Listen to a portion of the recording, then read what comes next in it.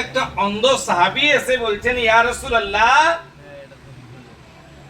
আপনি আমার জন্য দোয়া করুন, আমি যেন দেখতে পাই,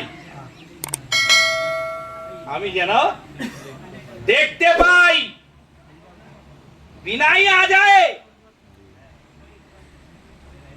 রোশনি যেন চলে আসে। আচ্ছা, নবী দোয়া করলে এটা হবে কি হবে না? হবে 100%। এটা আমাদের আকীদা। তো নবী ওর দিকে ইশারা করলেন, সঙ্গে সঙ্গে চোখ দুটো ভালো হয়ে গেল। মনটা চাইলে কোন নি তো কইন না সুবহানাল্লাহ সুবহানাল্লাহ। ও ভাষাটা উল্টা বলে আমার খলিল বাবু, মৌলানা খলিলুর রহমান, যোগ্য বিজ্ঞ আলেম ওলামা মুফতি সাহেব বসে আছেন। ভয়ও লাগছে যে কথা ভুলে গেলে কিছু পড়ে আর চোখ দুটো ভালো হয়ে গেল, না ডাইনে তাকায়, না বামে, না উপরে, না নিচে, নবীর দিকেই তাকিয়ে আছে। ঝরঝর করে কাঁদছেন, চোখ থেকে জল প্রবাহিত হচ্ছে। সাহাবী কাঁদছেন, কোন দিকে তাকাচ্ছেন না, टकटकी लगाकर देख रहे थे किसके तरफ? जो ताहा है उनके तरफ, जो यासीन है उनके तरफ, जो मुजम्मिल मुदस्सिर है उनके तरफ, जो कुल कायनात के मुख्तार है उनके तरफ। बोलिए ना सुभान अल्लाह। দেখছেন ঝরঝর করে কাঁদছেন, কাদার পরে বলছে, ইয়া রাসূলুল্লাহ, আপনি দোয়া করুন আমার চোখ দুটো যেন অন্ধ হয়ে যায়, আমার চোখ দুটো যেন অন্ধ হয়ে যায়। বলছে, তুমি না বলেছিলে আমার চোখে রোশনি আসুক, তুমি গোটা জগৎকে দেখবে না? বলে, না ইয়া রাসূলুল্লাহ, আমার ইচ্ছা ছিল আপনাকে দেখার, আর আপনাকে দেখেছি, আপনার থেকে কোন জিনিস ভালো হতে পারে না, এই জন্য আপনাকে দেখেছি। কারণ অন্য কোন জিনিস দেখার আমার ইচ্ছা নেই, আপনাকে দেখেছি, কাল কিয়ামতের ময়দানে বলতে পারবো আমি মহব্বতের নজরে নবীর চেহারাকে দেখেছি, আল্লাহ আমাকে জান্নাত দিবে। সুবহানাল্লাহ। তো নবী আবার ইশারা করলেন, চোখ দুটো বন্ধ হয়ে গেল। আমি বললাম এই জন্য সবাই নবীর মহব্বত সম্পর্কে বললেন। আর একটা কথা আপনাদেরকে পয়গাম দিয়ে দিয়ে হযরত উর্দু থেকে বলেছেন, আমি বাংলা থেকে বলছি। সরকার আর হযরতে উরসে পাক, জিনার সিনাকে চাক করলে একদিকে লা ইলাহা পাওয়া যেত, অপর দিকে মুহাম্মাদুর রাসূলুল্লাহ পাওয়া যেত।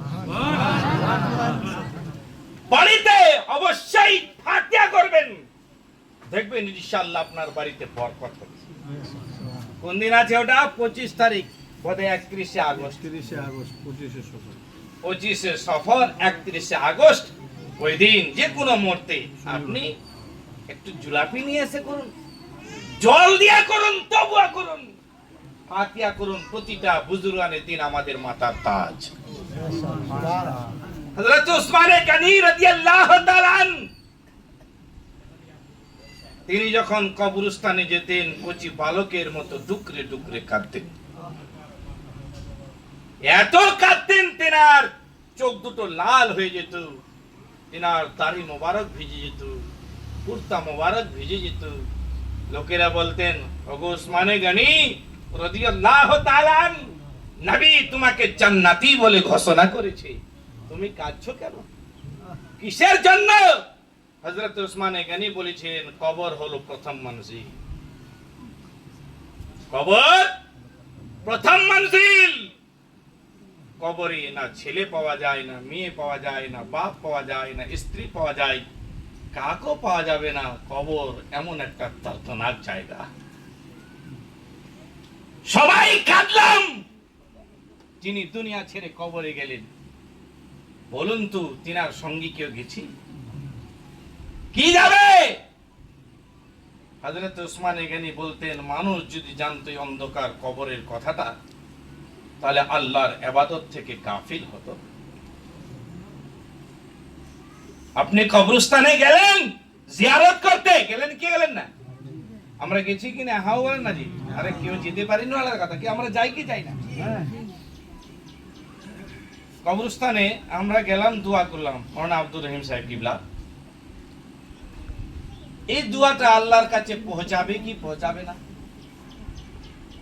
তো দলিল তো অনেক আছে।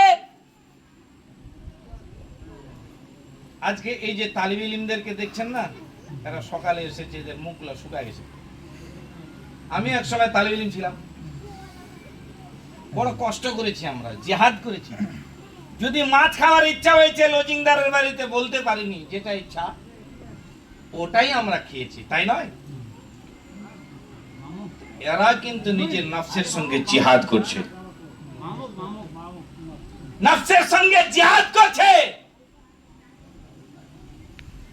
আচ্ছা, আপনার বাড়িতে দুটা বাচ্চা, একটা বাচ্চা স্কুলে দিলেন আর একটা বাচ্চা মাদ্রাসাতে, এই টেকনো ইন্ডিয়াতে দিয়েছেন, তো মাথায় চিরুনি করলেন, জি হযরত, সুন্দর করে টিফিন করে খাবার দিলেন, দেওয়ার পরে গাড়িতে উঠিয়ে দিয়ে বলছে টাটা বাই বাই। আর ওই বাড়ি থেকে যেটা নরমাল, যার কোনো মুখের ভাষ নাই, যেটা গজুয়া, বলছে যা তোকে দিয়ে দিলাম আল্লাহর রাহে, যা মাদ্রাসায় যা। মাদ্রাসায় দিল, একটা বাচ্চা বের হলো টেকনো ইন্ডিয়ার জন্য, আইডিয়ালের জন্য, যে কোনো বাংলা বই কিতাবের জন্য বের হলো। হ্যাঁ না, এই ছবিলা ঠেন না, এইলা এইলা হারা ছবি টবিলা হারা। যাই হোক, কথাটা শোনেন,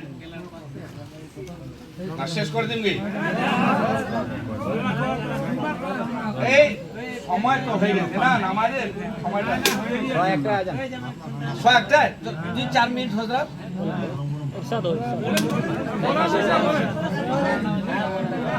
তো একটা বাচ্চার জন্য টিফিন কেড়ে খাবার হলো, সবারই আসলো, মাসে কত টাকা দিতে হয়? আমি বলেন না, একটা খরচা আছে। আর ওই বাড়ি থেকে একটা বাচ্চা মাদ্রাসায় যাচ্ছে, তার জন্য না টিফিন কেড়ে খাওয়ার হলো, না তার জন্য চিরুনি হলো, তেল হলো, কিছুই হলে না। কিন্তু এই ছেলে যখন কোরআন শরীফকে নিজের সিনাতে নিয়ে যাচ্ছেন মাদ্রাসার দিকে, তো মাকে বলছে আম্মি জান আসসালামু আলাইকুম, বাপকে বলছে বাবা আসসালামু আলাইকুম। আর ওই সময় দুটো বাচ্চা দুদিকে যখন বের হয়, আল্লাহ রাব্বুল আলামিন বলে একই বাড়ি থেকে দুটো বাচ্চা দুই দিকে যাচ্ছে, একটার জন্য ভিআইপি ধরনের গাড়ি আছে, আর একটা বাচ্চার জন্য কিছু হবে না। এ জিবরিল আলাইহিস সালাতু তাসলিম, আল্লাহ ডেকে বলছেন জিবরিল যাও, দেরি করিও না, আমি খোদা, আমার হুকুম এটাই যে যাও, যে বাচ্চা মাদ্রাসা দিকে যাচ্ছে সেই বাচ্চার পায়ের তলে তোমার জান্নাতি ডানাখানা বিছিয়ে দাও। সুবহানাল্লাহ। দুনিয়ার সওয়ারির উপরে যাবে, আর এ জান্নাতি সওয়ারির উপরে যাবে, ये जन्नती सवारी ऊपर जावे। मगर सुन, ये बच्चा जब कब्रिस्तान में जाते हैं, बोलो ना ও একদম বাগদুম নয়, পড়ছে আলিফ লাম মিম যালিকাল কিতাবুল আরিফ। সুবহানাল্লাহ। আগেকার শিক্ষা একটু দাম ছিল হযরত, পিতামাতা গুরুজনের সেবা করো কায়মনে, এইগুলা পড়তাম। এখন কি বলছে? খুকু গেল জল আনতে, পদ্মা দিকে থাকে। এই তো পড়া। মাতা পিতা গুরুজনের সেবা করো কাই মনে পড়েছি। আমার সরকার আলা হযরত বলেন, মেরে উস্তাদ ও মা বাপ ভাই ও बहन আহলে বিলদ ও আসিরত পে লাখো সালাম। আর কোরআন বলছে বিল ওয়ালিদাইনি ইহসানাও, জোরে বলা যাবে না? সুবহানাল্লাহ।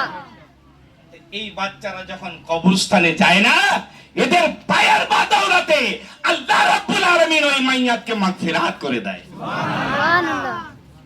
তাহলে কাজটা ভালো না মন্দ?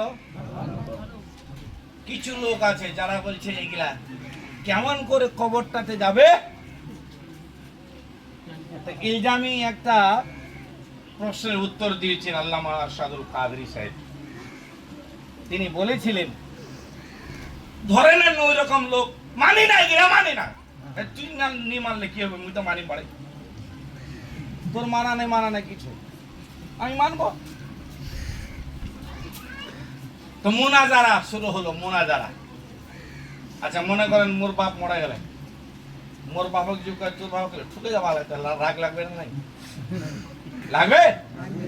তোর বাপক খালি গাল্লা চড়াই যাবা, তো মোর বাপ তো খবর, তোর রাগ লাগে।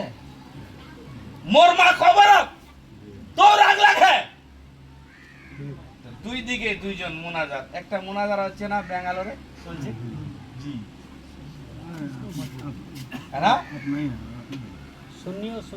ओ होता है ना? तो सुनेন এবার মুনাজারা। ইনি বলছেন আল্লামা আরশাদুল কাদরি, খবর নিয়ে নিচ্ছে ওর বাপ মা মরে গেছে না জিন্দা আছে। বলছে যে মারা গেছে, হ্যাঁ ওর মা মারা গেছে। তো যে শব্দটা বলেছিল ওটা আমি বলতে পারবো না এখানে, অন্য পাকে বুঝাতে হয়। মুনাজির তো মুনাজির, মুফতি মতিউর রহমান সাহেব কিবলা আমাদের মুনাজির আজম, হ্যাঁ যেখানে যাবে ওর নামেই সব কাঁপে, হ্যাঁ ওর নামেই সব কাঁপে। আরে মুনাজির সাহেব আ গয়ে জি। তো ঠিক ওই জায়গাতে বলছে তুম সওয়াল করোগে या मैं? তো ওই লোকটা বলছে আপনি कीजिए। তিনি বলছে তোর মা মারা গেছে, তোর মায়ের গালগুলাতে খুব চড়াতে হতো, খুব চড়াতে হতো, মারতে হতো। বলছে দেখো ये मौलाना कैसा, देखे मुनाजिर कैसा। अरे मेरी अम्मी दुनिया छोड़ के कब्र में चली गई है, আমার মাকে মারতে যাচ্ছে। ই কেমন লোক, এর কোনো জ্ঞান নাই, মরা লোকটাকে মারতে যাচ্ছে। বলে আমি তো মারতে দুনিয়াতে যাচ্ছি, তো কবরে তোর মার গালি কি লাগলো? বলছে লাগে নাই। তো তোকে কেন রাগ লাগছে? লাগে যে নাই তো রাগ লাগছে কেন? তার মানে বুঝা গেল আমি এখানে মারতে যাচ্ছি, তোমার গায়ে লাগছে, তার মানে তোর মায়ের গালে পর্যন্ত আমার থাপ্পড়টা পৌঁছাচ্ছি। যদি আমার থাপ্পড়